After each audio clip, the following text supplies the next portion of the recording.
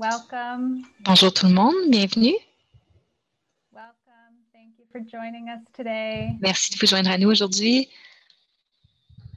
Hi. Thanks for joining us, everyone. Merci d'être ici. We'll just give a few minutes for On va simplement prendre quelques moments pour laisser le temps à tous et toutes d'arriver. Prenez un verre d'eau, une tasse de café ou une petite grignotine si c'est nécessaire. Ah, je veux juste saluer Kushi. Bonjour. Ah, je te parlais tout juste de mon premier voyage au Canada. Comment vous allez? C'est super de vous voir. On se reconnaît encore, donc c'est bien. the hair color sort of Les couleurs de cheveux changent. I could recognize you even on the street if I saw you. J'aurais jamais pu te reconnaître même si je t'avais croisé dans la rue. Oui, merci. C'est super de te voir. All right, welcome everyone. We'll get Bienvenue tout le monde. Nous allons commencer dans quelques instants. Je crois que tout le monde a pu arriver, mais on va quand même laisser le temps à tous et toutes d'arriver. Nous sommes très heureux et heureuses de vous avoir aujourd'hui pour cette conversation très intéressante entre David et Kushi qui vont nous parler de son travail au Bangladesh. Je vous informe que nous avons un service d'interprétation simultanée aujourd'hui. Donc, si vous aimez avoir la version française, n'hésitez pas à cliquer l'icône d'interprétation au bas de votre écran pour choisir la langue française. Fanny est ici pour interpréter vers le français, donc merci d'être parmi nous. Moi-même, je suis Ashley Armstrong et je suis co-directrice aux communications à Interpares et je vous parle aujourd'hui à partir des territoires non cédés des peuples algonquins qui sont les gardiens originaux de ces territoires et nous voulons reconnaître leur longue relation avec ces territoires qui demeurent non cédés. Pour ceux et celles qui nous connaissent, Interpares, ça veut dire entre égaux et égales. Nous sommes une organisation féministe pour la justice sociale qui est axée sur la solidarité comme mode de collaboration internationale. Nos programmes se concentrent sur 6 enjeux internationaux, la migration, la justice économique, la santé, la paix, l'alimentation durable et le féminisme. Nous travaillons avec des partenaires comme Nigeria Corey, qui sont une organisation militante en Afrique, en Amérique latine, au Canada et dans les pays d'Asie. Si vous aimeriez en savoir plus, vous pouvez visiter notre site web à interpares.ca et sur les réseaux sociaux. Avant d'y aller en profondeur dans nos thèmes aujourd'hui, je voudrais vous donner quelques indications logistiques. Si vous avez des problèmes techniques, n'hésitez pas à me contacter par la boîte de clavardage ou par courriel. Encore une fois, mon nom est Ashley Armstrong. La boîte de clavardage sera ouverte pendant tout le webinaire, donc n'hésitez pas d'y ajouter vos commentaires et vos questions pour que nous puissions y revenir à la fin de la présentation. Entre-temps, nous aimerions avoir une idée de qui se trouve avec nous dans la salle virtuelle aujourd'hui. Donc, n'hésitez pas à vous présenter dans le chat et à nous dire d'où vous trouvez aujourd'hui. Aujourd'hui, le webinaire sera enregistré, donc nous pourrons vous l'envoyer après la présentation. Nous sommes ici pour parler de mobilisation des jeunes contre la violence au Bangladesh. Je suis avec mon collègue David Brewer et Kushi Garrett de Kebera Kuji. Et donc, merci beaucoup d'être ici. C'est très tard au Bangladesh pour Kushi, donc peut-être qu'on va la laisser aller se chercher un café. David et Kushi vont nous partager leurs perspectives sur ces considérations et ensuite nous prendrons une période de questions et réponses. Ceci étant dit, je vais laisser la parole à David. Merci beaucoup, Ashley. Je vous parle à partir de mon sous-sol. Je suis désolée parce que je ne peux pas me mettre en sourdine, mais mon partenaire est de l'autre côté du bureau dans son propre appel, donc ça se pourrait qu'on entende des interférences.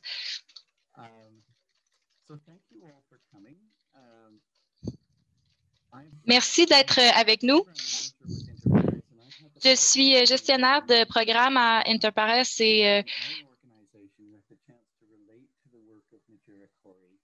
je suis heureux parce que dans le cadre de mon travail, nous avons pu nous lier avec Nigeria Corey au Bangladesh.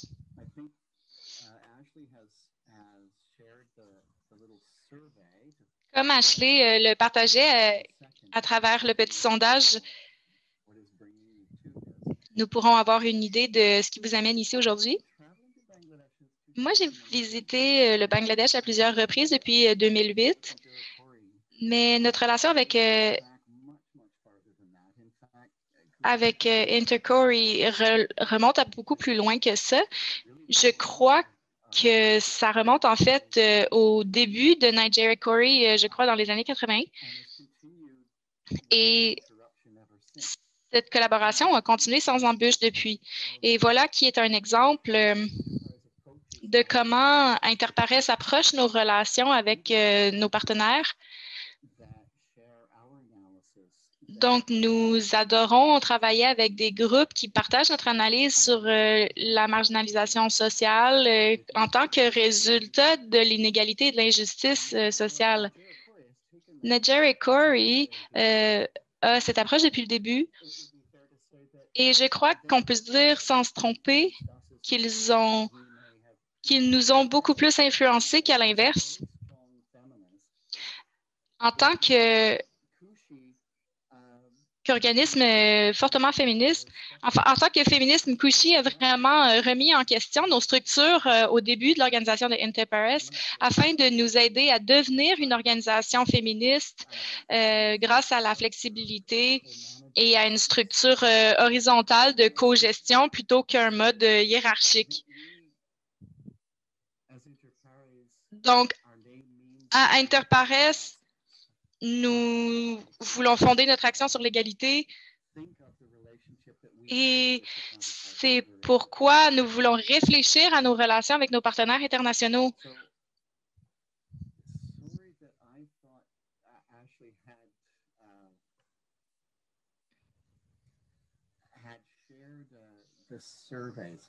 Donc, Ashley parlait tout juste de ce sondage. Peut-être qu'on pourrait le partager pour l'instant.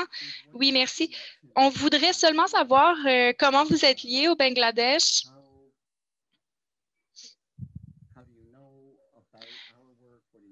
Comment avez-vous entendu parler de notre travail et de notre mission? Est-ce que vous nous parlez directement du Bangladesh, peut-être? Alors, je peux voir que les gens répondent rapidement. Et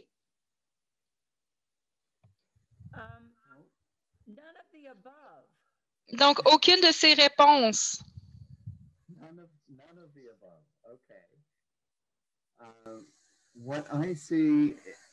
Donc, moi, ce que je vois jusqu'à maintenant, c'est que certaines personnes travaillent avec le Bangladesh, mais pour beaucoup d'entre vous, ce sont des questions complètement nouvelles. Donc, 75% des gens ont répondu ça. Donc, c'est une bonne occasion pour moi de commencer au vif du sujet. Je vais vous partager mon écran, si vous me permettez.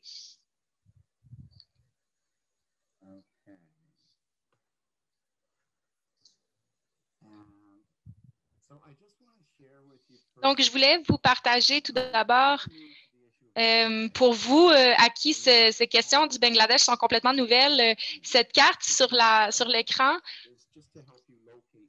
vous aidera à localiser le pays. Donc, il est complètement entouré de l'Inde et près de la baie de Bengale. Et on voit dans la carte plus détaillée ici que le Bangladesh, c'est un petit pays, selon les standards canadiens du moins. Donc, toute cette superficie se situerait facilement entre Windsor et Ottawa, sans problème. Et pourtant, voilà 160 millions de personnes qui y vivent. Alors, c'est très populeux.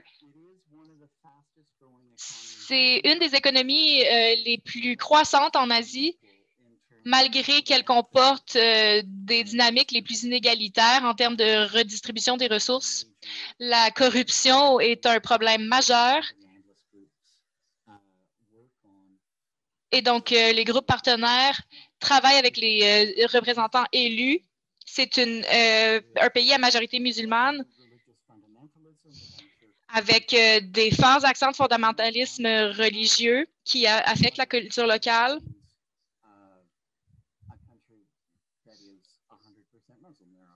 Mais il y a quand même une diversité religieuse dans le pays. Donc, autant du niveau de l'hindouisme, du christianisme,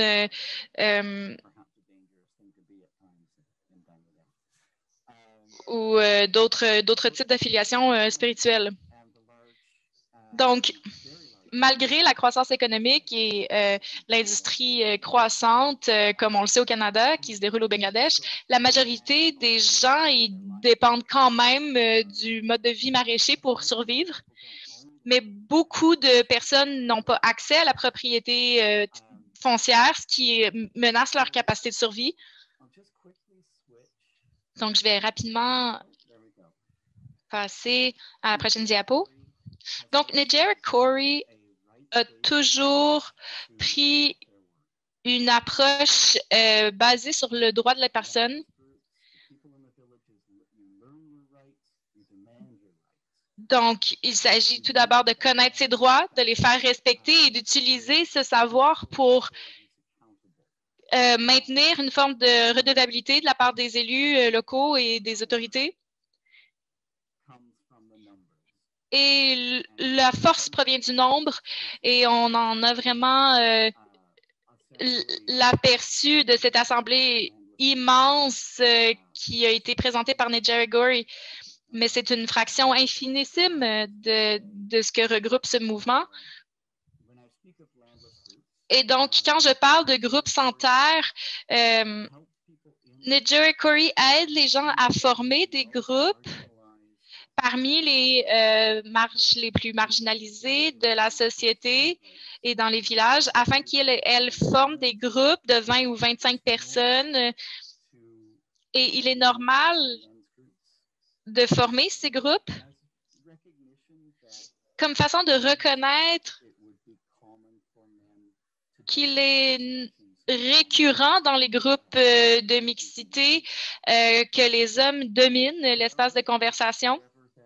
Mais il y a des groupes, par contre, qui arrivent à dépasser ces dynamiques. Et c'est souvent des groupes plus vieux. Et pour vous donner une idée de l'étendue, on parle d'environ environ 10 800 groupes. Mais je crois que Kushi, ce matin, disait que c'était plus autour de 11 000 groupes. Donc, presque 1200 villages au Bangladesh. Et nous avons des dizaines de milliers de personnes qui appartiennent à ces groupes sans terre. Et donc, c'est vraiment une portée importante de l'organisation. Je vais cesser de partager mon écran pour un moment. Mais juste pour clarifier ma pensée, Nejera Corey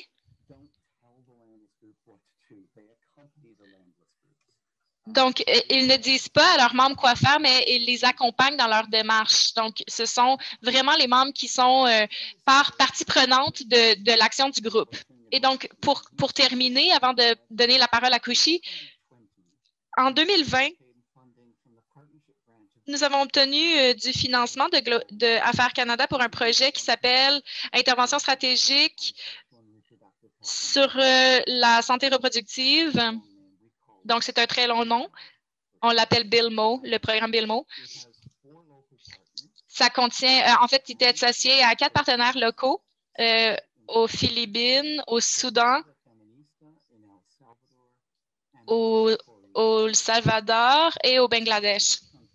Donc, chacun de ces 4 pays partage de hauts taux de fondamentalisme religieux, de violence sexiste et des faibles taux de soins de santé et de soins de santé reproductive. Donc, c'est un projet de 4 ans qui nous permet de visibiliser notre soutien envers Nejera Corey et de nous concentrer ce soutien autour de considérations reliées à la violence sexiste. Une partie de ce travail, c'est d'impliquer les communautés et c'est pourquoi nous avons invité Kushi aujourd'hui. Donc, je connais Kushi depuis bien avant mon premier voyage au Bangladesh en 2008. Elle est venue au Canada pour un cercle d'apprentissage. Elle est très connue au Bangladesh en termes de militante pour les droits de la personne et de nombreuses autres luttes. Plus tôt ce matin, en fait, c'est le soir pour elle. Elle était dans un autre webinaire pour célébrer les 150 ans du Bangladesh en tant que pays. Et donc, nous sommes très, très chanceux et chanceuses que Kushi accepte de veiller ce soir pour être avec nous et pour nous accommoder. Et sans plus en dire, j'aimerais donner la parole à Kushi pour qu'elle puisse nous parler du travail excitant qu'elle fait chez elle. Donc, je ferme mon micro pour le moment et je vous laisse la parole, Kushi. Merci, David.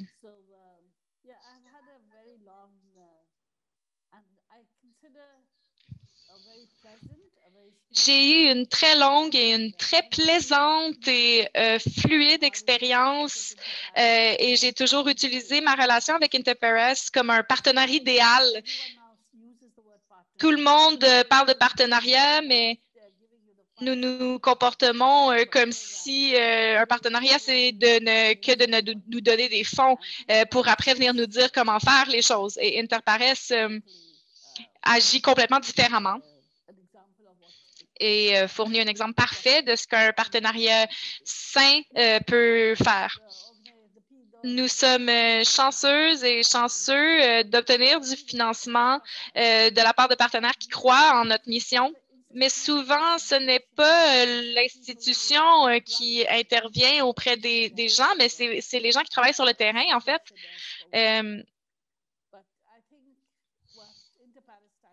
Mais je crois que ce qui est particulier avec Interpares, c'est pourquoi je veux les remercier, c'est toutes les choses dont David parlait à propos des principes féministes qui opèrent sans hiérarchisation à l'interne.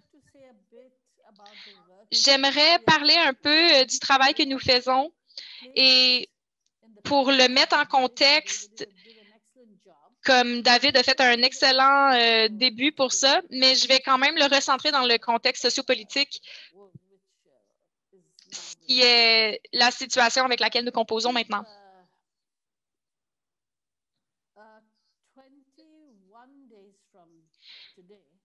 Dans 21 jours,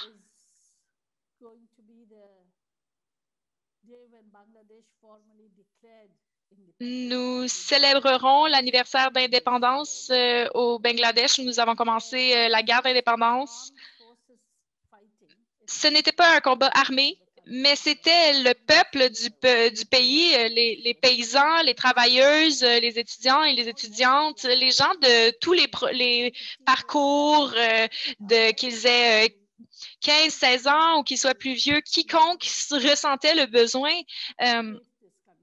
de vraiment recréer ce pays. Et je n'irai pas en détail pour l'instant, mais nous célébrons la 50e année cette année et j'étais très jeune à l'époque. Je venais tout juste d'atteindre l'âge adulte.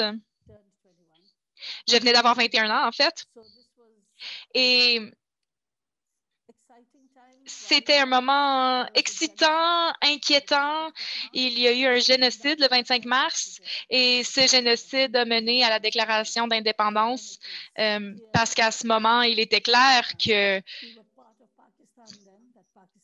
nous ne faisions pas partie du Pakistan et que le Pakistan ne nous accepterait jamais comme égaux. Alors, cette année qui marque l'anniversaire de 50 ans de cette déclaration d'indépendance, où nous avons décidé de créer notre propre nation et notre propre État, nous avions 4 principes et créé aussi le préambule à la Constitution. Et ces 4 principes étaient les suivants: le nationalisme, le socialisme, la démocratie et le sécularisme. puisque le Pakistan était un pays islamique, nous voulions nous dissocier de cela.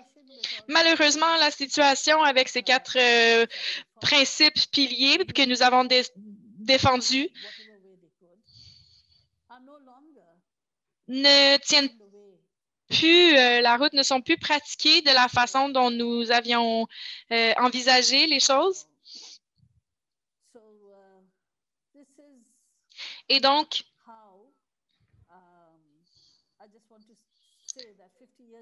je voulais dire que 50 ans plus tard, nous avons fait du progrès puisque depuis l'indépendance du Bangladesh, et l'Allemagne a fait ce commentaire très connu disant que ça ne sert à rien d'aider le Bangladesh parce qu'il ne sera jamais en mesure d'être autonome. Mais nous avons fait du progrès à de nombreux égards, notamment au niveau de l'attente de l'espérance de vie qui a bondi.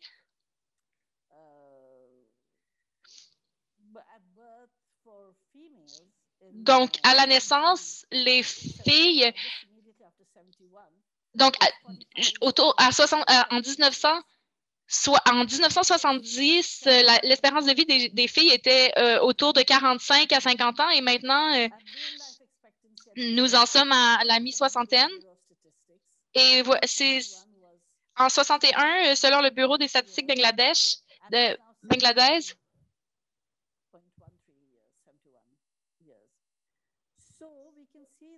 Pardon, j'ai pas compris ce segment. Donc, on peut voir que, à l'opposé du reste du monde, en 71, l'attente de vie des femmes était beaucoup moindre que celui des hommes. Et maintenant, c'est comme le reste du monde, l'espérance de vie des femmes est plus élevée que celle des hommes. Donc, à l'avant, c'était 3 ans de moins. Maintenant, c'est 3 ans de plus que l'espérance de vie des hommes. Et donc, ça donne quand même une certaine idée de comment nous avons progressé dans ces niveaux. Pour les femmes, en 71, ils ne composaient que 12,11 % de la force de travail, mais aujourd'hui, nous en sommes à 22,6 %. Par contre, ces chiffres ne prennent pas en compte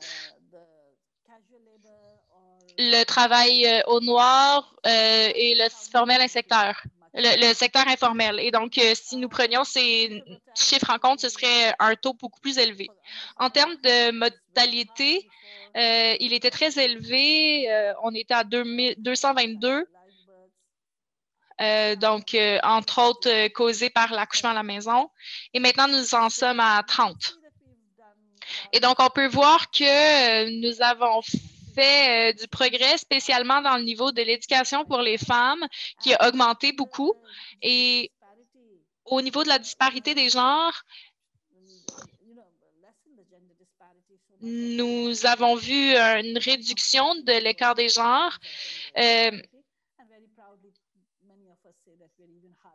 nous sommes très fiers de dire que nous avons une parité plus élevée qu'aux États-Unis, ce dont nous pouvons être très fiers.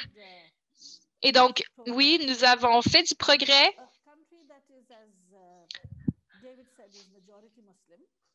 Comme disait David, nous sommes à majorité musulmane au Bangladesh.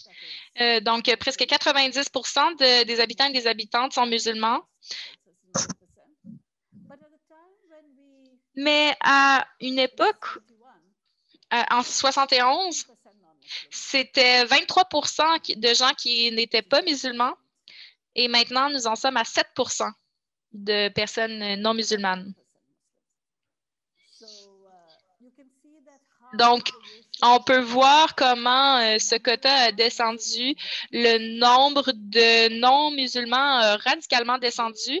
Et pour les gens comme nous, qui tenons encore au sécularisme et à notre définition du sécularisme comme étant une ouverture à toute orientation religieuse et croyance spirituelle.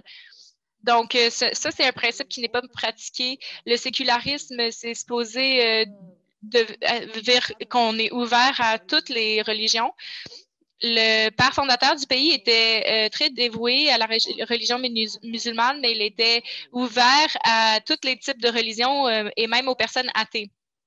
C'est simplement que sa personnalité pratiquait la religion musulmane, mais il ne voulait pas l'imposer. Donc, quand on est rendu à un chiffre de 10 nous nous inquiétons parce que nous avons peur du peu d'acceptance des différences et des minorités religieuses et ethniques, ce qui a été souvent critiqué publiquement.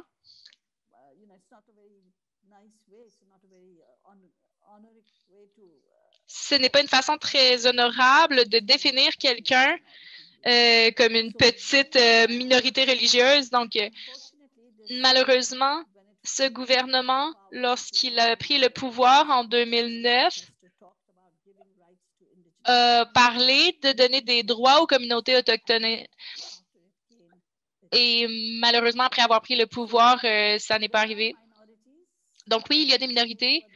Et je déteste parler du mot de minorité parce que tout le monde devrait être considéré comme citoyenne à part égale, mais ils sont traités comme des membres de minorité.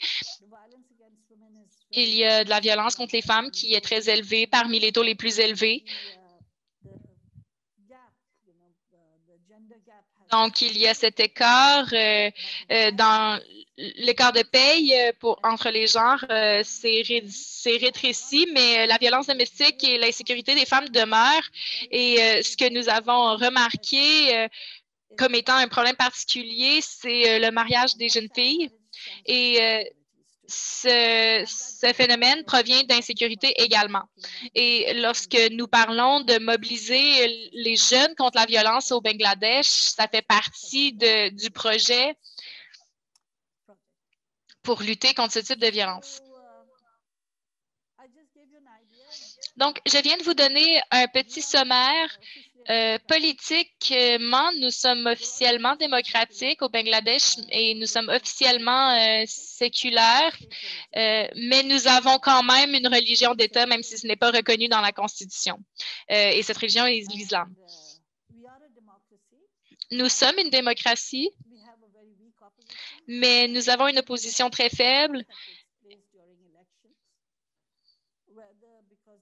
Et au cours des dernières élections, le gouvernement a gagné parce que l'opposition était faible et parce que le parti au pouvoir a pu maintenir le contrôle sur quiconque qui voulait le contredire.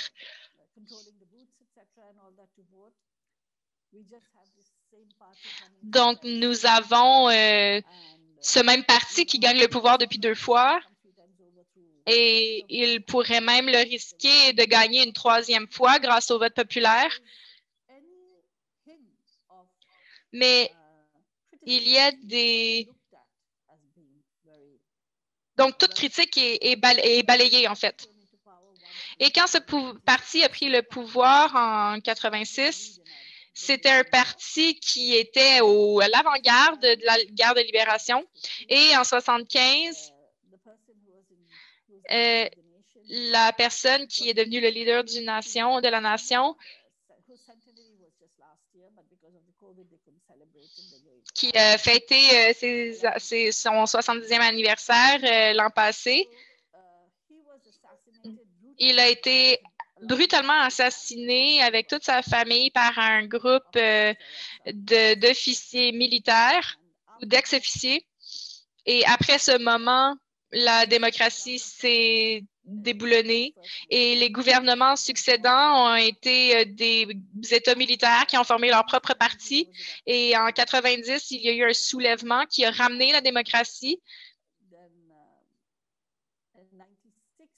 Et en 96, le parti présidentiel a pris le pouvoir.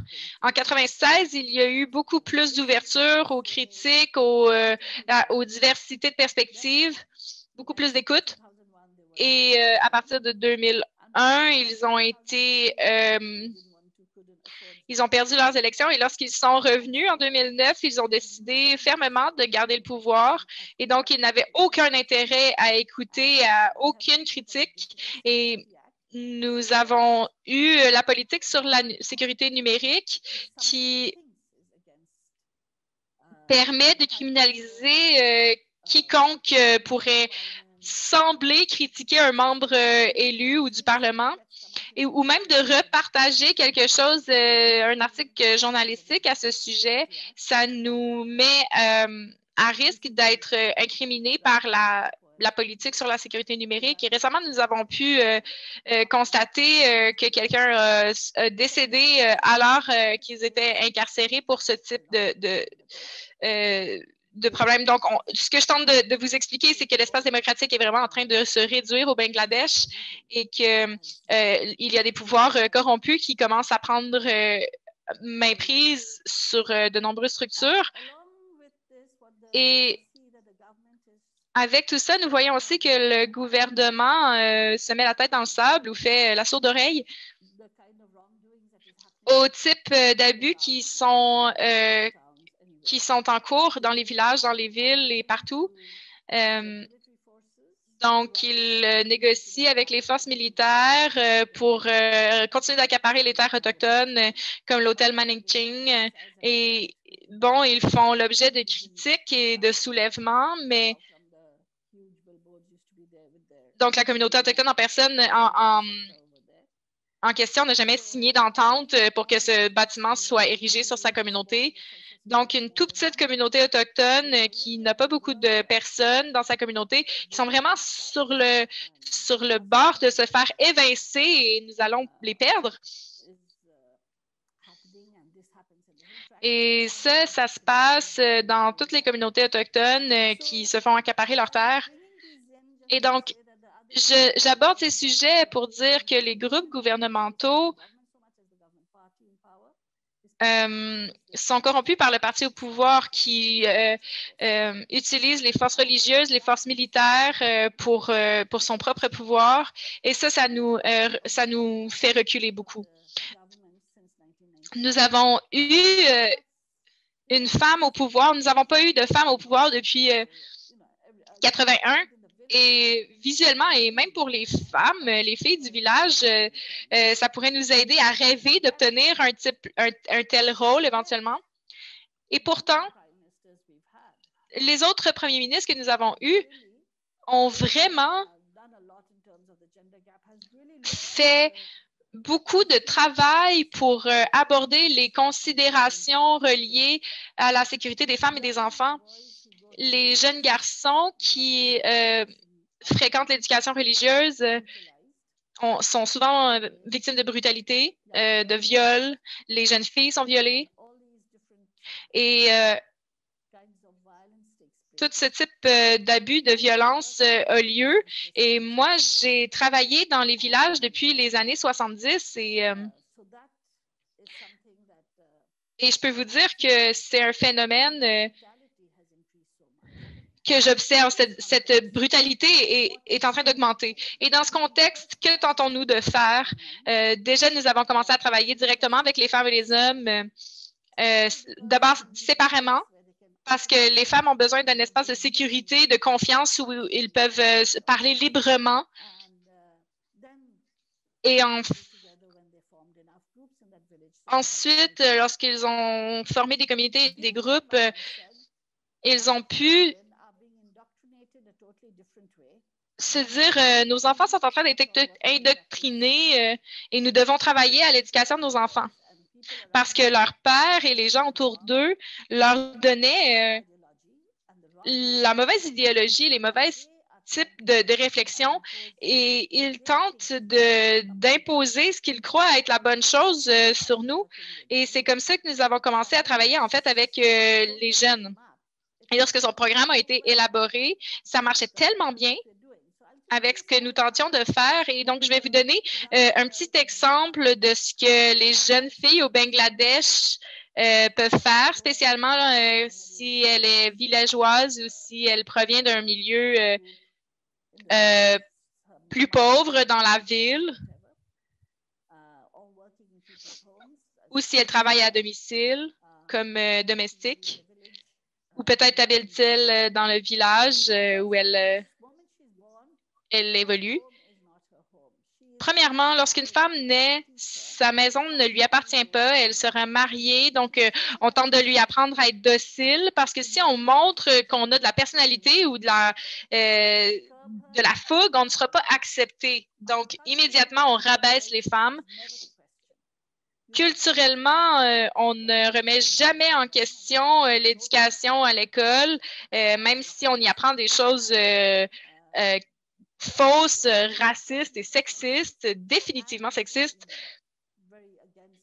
et très, très opposées au principe de tolérance, et etc.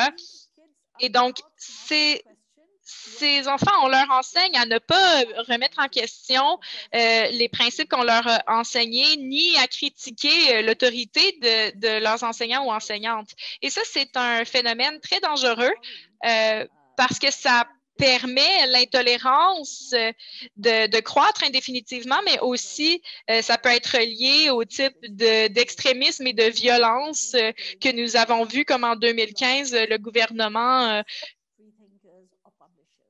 réprimer énormément de libres penseurs, de publications et d'écrivains, etc. Donc, je voulais vous donner ce contexte pour vous expliciter ce qui est important pour que les enfants puissent commencer à apprendre, à peaufiner leur créativité, pour avoir plus de plaisir, surtout pour les filles, pour apprendre davantage sur leur propre corps, leur sexualité et du type de construction sociale autour du genre. Et peut-être sont-elles entre les cracks de ces définitions sociales. Et donc, ce sont des enjeux que nous devons vraiment aborder ensemble. Et je crois que la population serait vraiment prête pour ce type de conversation. Et donc, j'aimerais vous montrer quelques photos pour vous montrer des programmes que nous menons et le type d'enthousiasme que ça génère autour des filles. Et donc, les premières photos, vous pouvez voir... donc, voilà un exemple des villages du Sud. Ici, on voit des enfants qui se sont destinés pour montrer comment ils se voyaient et comment ils se percevaient dans l'espace. Et donc, on peut voir toutes les différentes couleurs et les différentes projections. Il y a un garçon qui s'est dessiné comme une fille. Donc, les activités créatives, le dessin, ce n'est pas quelque chose de très traditionnel chez nous. Donc, ça, c'est dans une région très, très, très, très conservatrice où les filles ne sont jamais sorties en public sans la burqa au complet et même leurs orteils et leurs pieds doivent être couverts, même pendant les mois très chauds de l'été. Donc, ici, ils font une balade à vélo et ils arrêtent à tous les espaces publics majeurs pour parler de cette violence contre les filles et pour aborder les sujets de pourquoi ils tiennent ce rallye et pourquoi c'est important. Et c'est la première fois que les filles apprenaient à faire du vélo. Donc, il y en a quelques-unes qui n'étaient pas trop certaines d'elles encore, mais ça a quand même eu un impact important parce que c'était les seuls jeunes qui faisaient ce type d'exercice. Donc, la dernière photo à droite où on voit toutes ces jeunes filles qui se promènent sur leur vélo, ça n'aurait jamais pu être possible avant.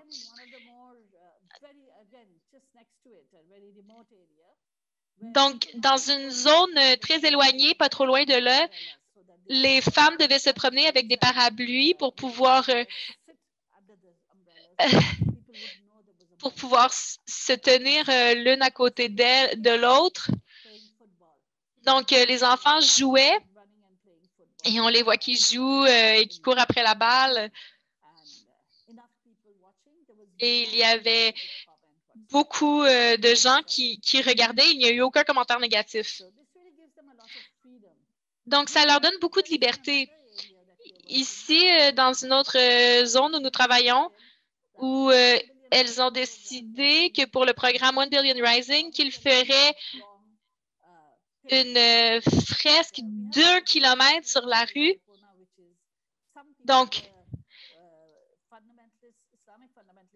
des radicaux fondamentalistes diraient peut-être que c'est infâme, mais ça représente bien nos croyeurs, nos croyances. Et juste d'être là dans la rue en peignant et en faisant de l'art ensemble, ça a fait un impact. Et ça a aidé les participantes à se sentir plus positives et plus fortes. Ici, on voit qu'il y a eu beaucoup de violences sexuelles, du viol, des viols collectifs. Et ce qui se passe, qui est inquiétant, c'est le smartphone. Donc, en fait, avec les téléphones intelligents, on prend des photos et on modifie les photos et ensuite les filles se font harceler en ligne ou se font forcer à avoir des relations sous peine de se faire publier des photos intimes en ligne. Et ça, des fois, ça peut même donner à des suicides. Et donc, voici tous ces jeunes avec des garçons qui sont là aussi pour manifester contre ce type de comportement. Des fois, quand les jeunes ont peur pour leurs amis, il y a des groupes de garçons qui harcèlent les filles. Et des fois, ils se font confronter par des groupes et des fois, les garçons disent, écoute, tu dois arrêter ce comportement et si tu n'arrêtes pas, je vais te donner une volée. Et ça marche. Donc, voici d'autres exemples de ce que nous faisons. Le football est si populaire avec les filles et je crois que le fait qu'elles puissent courir partout et jouer avec le ballon et courir, je crois que c'est une des activités les plus populaires parce que les garçons veulent faire du cricket et les filles veulent faire du football. Prochaine diapo. Ici encore, on voit d'autres exemples d'espaces de confiance où la couverture de la tête fait partie de l'uniforme de l'école, c'est imposé. Il y a 2 filles qui ont enlevé leur couverture sur leur terre, mais ça faisait partie de l'uniforme scolaire. Et donc, ils sont là pour manifester. Ici, nous avons décidé de faire des graffitis avec des pochoirs. Donc, dans cette campagne de 16 jours d'activisme en 2020, donc partout au pays, nous avons envoyé ce pochoir et ce graffiti a été appliqué. Ils ont adoré jouer avec la peinture en canne et les pochoirs. Alors, on peut voir que de nombreuses personnes observent avec enthousiasme. Il y a des enfants qui regardent et qui parlent des graffitis. Ici, il y a des hommes qui font de même. Et ce que ça dit, c'est qu'on ne tolérera plus de violence contre le corps des femmes. Et le point... Et donc, ils ne savaient pas ce qu'était le symbole des femmes. Alors, ça a été un sujet de conversation, mais le slogan, tout le monde pouvait bien le lire et ça a stimulé beaucoup de conversations parce que sur chaque mur, en fait, ils trouvaient ce graffiti. Donc, ça a beaucoup stimulé les conversations. Prochaine diapo. Donc, dans une des régions, nous avons eu un groupe artistique qui était bien connu, qui a commencé à laisser les enfants peindre sur les saris. Donc, ici, on a une exposition de saris qui ont été peinturés et le fait qu'ils ont pu faire ça, et bon, ça provient d'un petit village fermier qui avait peut-être qui a rassemblé une immense foule qui était venue voir l'exposition. Et donc, nous allons tenter d'en refaire, en fait, parce que ça a été si populaire. Nous voulons faire 9 expositions de plus cette année. Donc, ici, on voit leur propre petit théâtre où ils font une pièce de théâtre et de la danse. Nous avons commencé des formations sur la violence sexiste et basée sur le genre avec les enfants. Et ce type d'ouverture nous permet d'identifier les structures hiérarchiques dans nos cultures et avec nos plus vieilles sœurs, nos tantes. Et donc, dans cet espace, ça nous permet d'en parler en tant qu'amis.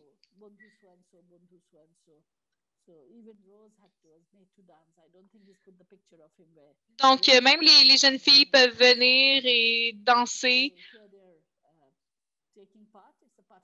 Donc, ici, ils font partie du processus participatif lorsqu'elles parlent d'elles-mêmes, de leur corps et de leurs droits de reproduction sexuelle, de ce qu'est la violence et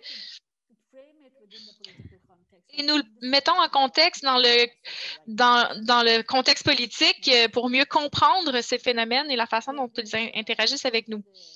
Ici, une partie de la formation, c'était de faire des sous-groupes de conversation pour écrire des idées. Et puis, nous les lisions en groupe.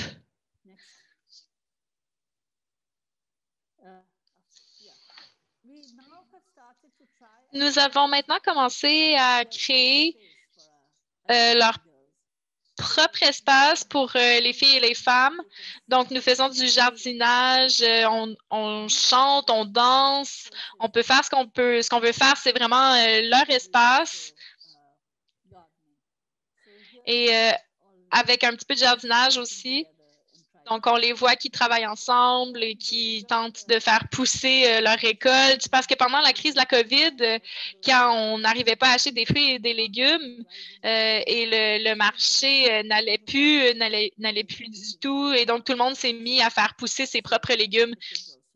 Alors, c'est là que les enfants aussi commencé parce que nous nous sommes mis à leur enseigner que nous étions prêts et c'était une distance avec ce que les parents faisaient en tant que labeur d'agriculture. Et ensuite, on allait à l'école et on se faisait apprendre à être des docteurs et des avocats. Donc, nous voulions juste vous partager quelques-unes des activités pour la principale raison que nous voulons les encourager autant que possible à penser avec plus de créativité, plus de liberté, vraiment réfléchir et de mettre en question de façon critique. J'ai juste un petit récit de quelque chose qui m'est arrivé hier. Une jeune fille qui est seulement en secondaire 4 a été violée par un enseignant d'une école religieuse. Et ensuite, son père et tout le monde autour d'elle ont senti que c'était une question d'honneur de la famille. Et donc, la seule façon de sauver l'honneur, c'était de la marier à son agresseur. Et il y a eu un jugement de la Cour supérieure qui obligeait cette femme à marier son agresseur. Et son père l'a forcée à se marier à son agresseur. Elle a refusé, elle s'est enfuie, est allée à la police et elle a eu la force de refuser. Elle ne fait pas partie de notre groupe, mais nos membres en ont entendu parler et nous ont impliqués. Et donc, je veux juste dire que de plus en plus de filles prennent conscience d'elles-mêmes et de leurs droits et du fait qu'elles ne sont pas obligées d'être acceptées tout ce qu'on leur propose. Donc, je vais m'arrêter ici. J'ai déjà pris beaucoup de temps. Merci beaucoup. Nous apprécions beaucoup vos interventions. Et je sais que nous avons déjà des questions qui nous attendent. Et donc, peut-être que dans les prochaines 10 ou 15 minutes qui nous restent, on pourrait les aborder ensemble. La première question que je vois ici, c'est la suivante. Donc, quelle est la relation entre Negerikori et les groupes d'autorités locales? Est-ce que vous avez leur soutien ou vice-versa? Vous voyez, puisque nous travaillons avec les communautés locales, et je vais dire simplement que, David, lorsque tu dis qu'on accompagne les groupes locaux, je me souviens de quelqu'un qui nous a dit que la différence entre Jerry Corey et les organismes à but non lucratif internationaux, c'est que nous travaillons avec les communautés et pas pour la communauté. On travaille avec les gens. Et donc, nous avons une immense relation riche avec ces groupes. Et puisque nous avons la force du nombre et du nombre de gens qui sont prêts à se mobiliser, qui connaissent leurs droits constitutionnels, qui connaissent les lois, ils peuvent donc confronter les bureaucrates gouvernementaux. Et lorsqu'il y a une coalition qui existe depuis plus de 40 ans, je ne veux pas me vanter, mais puisque je suis impliquée depuis 72, mon nom et ma réputation me précèdent aussi. Donc, ça aide le collectif, mais il y a aussi des équipes d'employés, des groupes très actifs. Et donc, les autorités locales réalisent l'impact que nous avons dans la population et je crois qu'ils nous prennent sérieusement. Par exemple, pour le cas de cette fille, dès que nous en avons entendu parler, c'est arrivé le 19 février et 3 jours après en avoir entendu parler, nous avons immédiatement mobiliser tous les acteurs de la société civile pour exiger justice sans compromis. Et donc, la fille s'est défendue elle-même, mais nous avons forcé les autorités à faire un compromis. Je sais que ça fait partie du projet. Le plan était d'implanter des comités liés aux écoles pour confronter ce problème de mariage des enfants. Je sais que beaucoup d'écoles sont encore fermées. Donc, comment est-ce que ce programme peut-il être appliqué? Qu'êtes-vous en mesure de faire dans les circonstances? Enfin, avant la crise de la COVID-19, nous avions un arrêt juridique qui demandait que chaque école ait un comité de traitement des plaintes pour le harcèlement sexuel. Mais depuis la fermeture des écoles, ces comités sont bien sûr ne sont pas actifs, mais pourtant le harcèlement continue. Dans les villages, on ne pratique pas vraiment la distanciation sociale, mais les cas restent bas pour une raison ou une autre. Mais la police a cette autorité depuis longtemps et donc à ce moment-là, il y a beaucoup de viols collectifs. Les gens se font sortir de leur maison, se font violer chez elles, se font tuer par la police. Et donc, c'est pourquoi nous avons formé ces comités pour dénoncer cette situation à la police et pour forcer tout le monde à agir. Et donc, le projet Bilmo, je crois que c'est quelque chose que nous offrons à la génération plus jeune et nous trouvons qu'ils sont beaucoup plus ouverts. Et parce que lorsque nous faisons ces ateliers, nous commençons avec les jeunes et on le fait plus tard avec les adultes. Et on trouve souvent les enfants beaucoup plus ouverts d'esprit, beaucoup plus réceptifs que les adultes. Ça nous prend souvent un peu plus de temps pour travailler avec les adultes. Mais les enfants, ils sont avec nous dès le début. Ils comprennent immédiatement l'initiative. Et c'est la seule façon dont nous pouvons combattre, en fait, j'aime pas le mieux combattre, mais c'est la façon dont nous pouvons confronter du moins la violence des organisations intégristes religieuses, parce que dans de nombreux endroits, on a réussi à freiner le mariage infantile parce que des gens ont pris action. Kushi, je sais que j'ai aussi entendu que dans votre réaction à la COVID-19, vous avez établi des lignes d'appel. Est-ce que ça a été efficace? Oui, même dans les villages, dès le début, nous avions eu le problème de comment garder contact avec les gens pour savoir ce qui se passait. Et donc, nous avons eu des groupes de leaders dans chacun de nos centres où nous avons souvent de nombreux centres, presque 30 d'entre eux, en fait.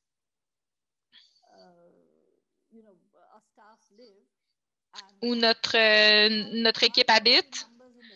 Et donc, nous avions 1 ou 2 membres au centre et 3, 4 membres avec les leaders des groupes, de manière à ce que les gens puissent rapporter ce qui se passait avec ces questions d'harcèlement sexuel ou que ce soit la violence, la corruption ou toutes sortes d'irrégularités. Et nous avons eu un système où nous avons pu donner de l'information rapidement chaque jour.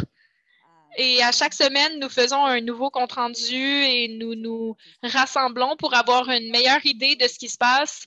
Et donc, je crois qu'on a quand même une bonne idée de ce qui se passe dans les différents territoires et à des façons dont nous pouvons maintenir des outils de soutien. Donc, ces lignes d'appel ont été très efficaces, oui.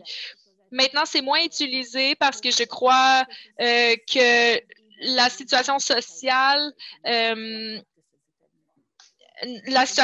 s'est éloignée de l'isolement volontaire. Et donc, c'est moins nécessaire. J'ai une question dans la boîte de clavardage qui parle du système politique bangladais en vous demandant est-ce que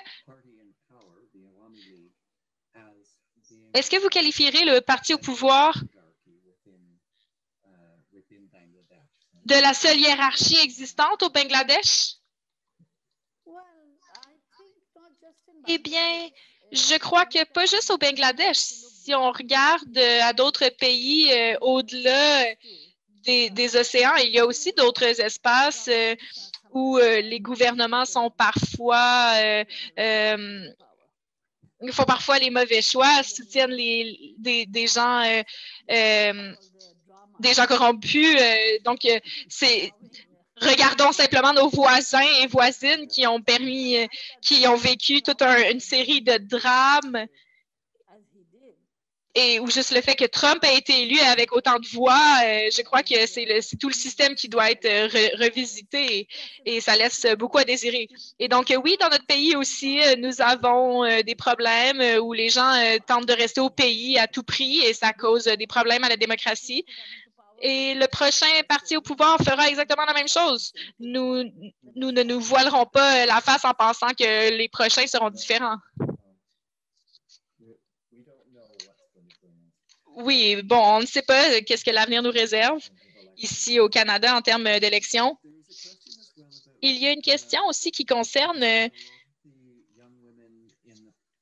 beaucoup des jeunes filles dans les marchés publics qui portent du pain et je me demandais si qui portent du rouge, pardon. Ah oui, parce que le rouge, c'est la couleur de la révolution, du changement. C'est une couleur vibrante. C'est la couleur que je porte. C'est la couleur de la libération. Rouge, c'est la couleur de la révolte.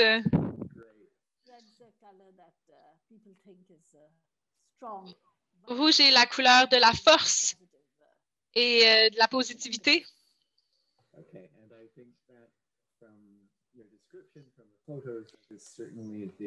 Et selon vos descriptions des photos, ça me laisse vraiment cette image d'une jeunesse impliquée.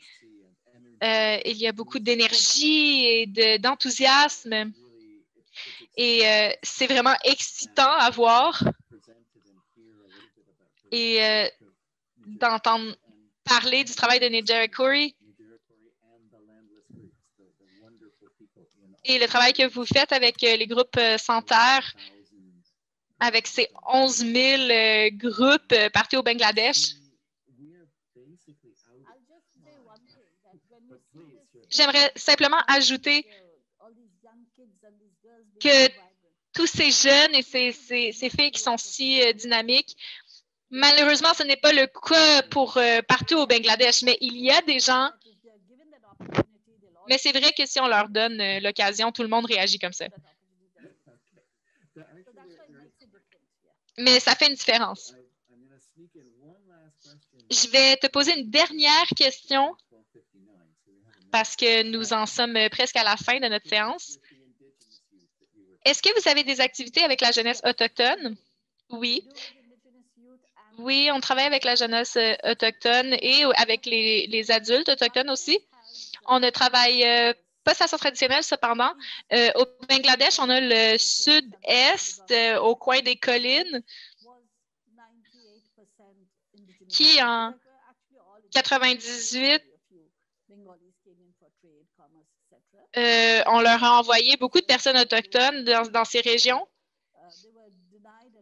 Et puisqu'on leur a nié l'accès à de nombreux droits, il y a eu un mouvement et un conflit.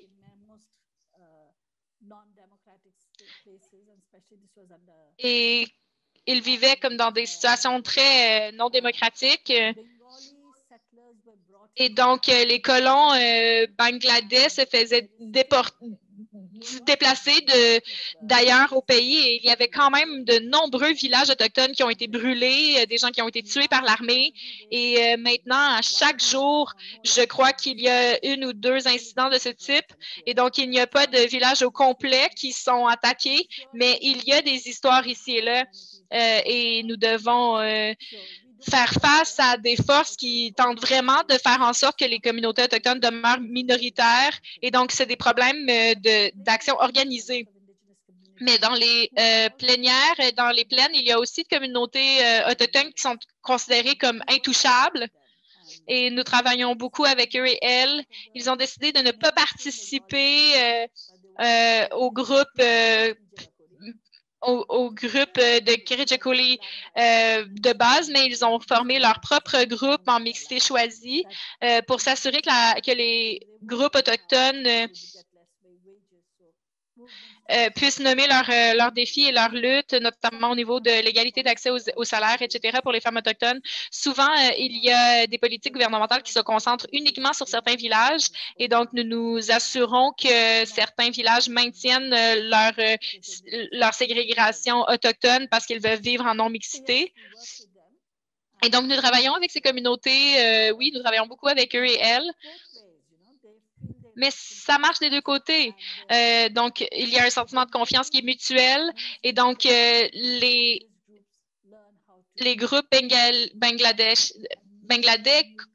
apprennent à mieux connaître la culture des peuples autochtones et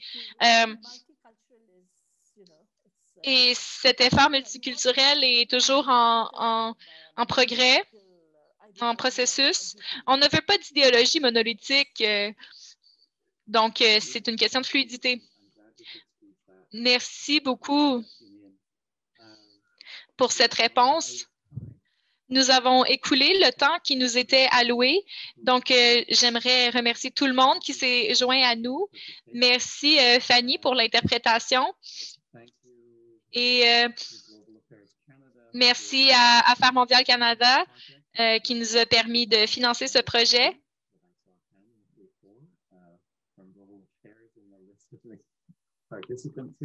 Et à tous les participants et participantes. Ça a été excessivement intéressant. Je crois qu'il y a encore tant de choses à aborder ensemble. Nous avions peu de temps. Et j'apprécie énormément que tu aies pris la fin de cette longue journée. C'est le milieu de la nuit pour vous coucher. Donc, on va vous laisser passer au lit. Mais merci encore une fois immensément de vous être jointe à nous. Merci. Je ne dirai jamais non à Interpares. Il y a certaines personnes que j'ai rencontrées ici en 81-82 quand je suis venue au Canada pour la première fois. Donc, c'est vraiment fantastique d'avoir la chance de revoir ces visages familiers. Et merci Interpares de faire ce que vous faites et de s'assurer que nous utilisons le projet Bilmo pour faire quelque chose, un changement durable. Et c'est ça qui est important, c'est de nous assurer que la génération prochaine soit mise à jour sur les luttes en cours. Donc, tout le monde a des programmes depuis les derniers mois pour fêter notre 50e anniversaire. depuis notre indépendance. Donc, tout ça mis ensemble, ça veut dire qu'on a un gros mois de mars. Merci encore. Et je ne sais pas si Andress ou Ashley veulent dire quelque chose. Non, donc merci beaucoup à tout le monde. On peut dire merci tout le monde en même temps. Donc, au revoir tout le monde. Bonne fin de journée.